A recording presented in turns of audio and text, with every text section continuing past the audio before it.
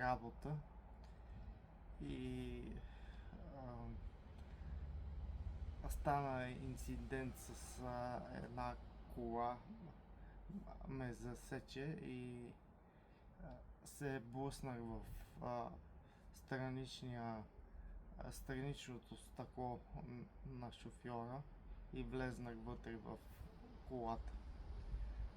И след това вече само си спомням, че успях да кажа телефона на някой си, моята телефон на роднините ми, и след това не помня.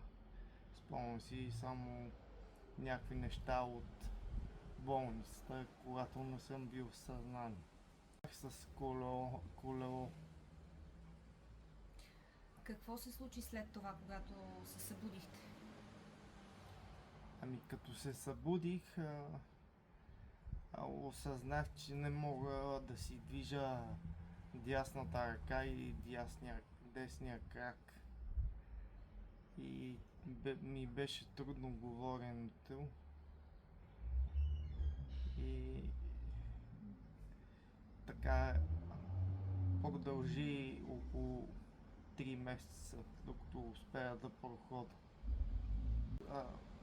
Докторките от ВМА се грижаха за мен и роднините ми идваха на свиждане.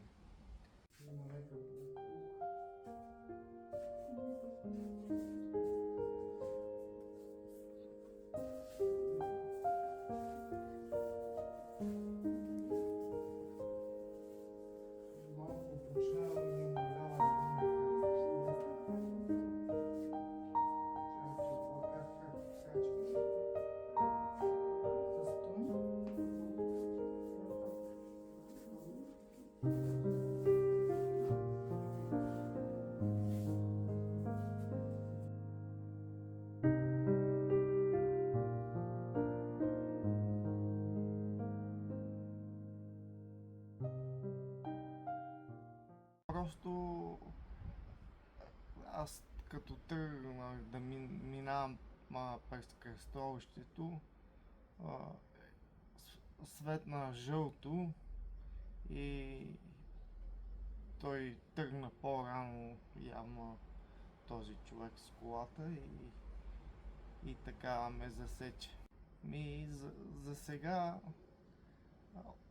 все още имам проблеми с дясната ръка, но нещата се подобряват значително. С доста упражнения и предполагам, че до една година може би ще съм на 100% възстановен.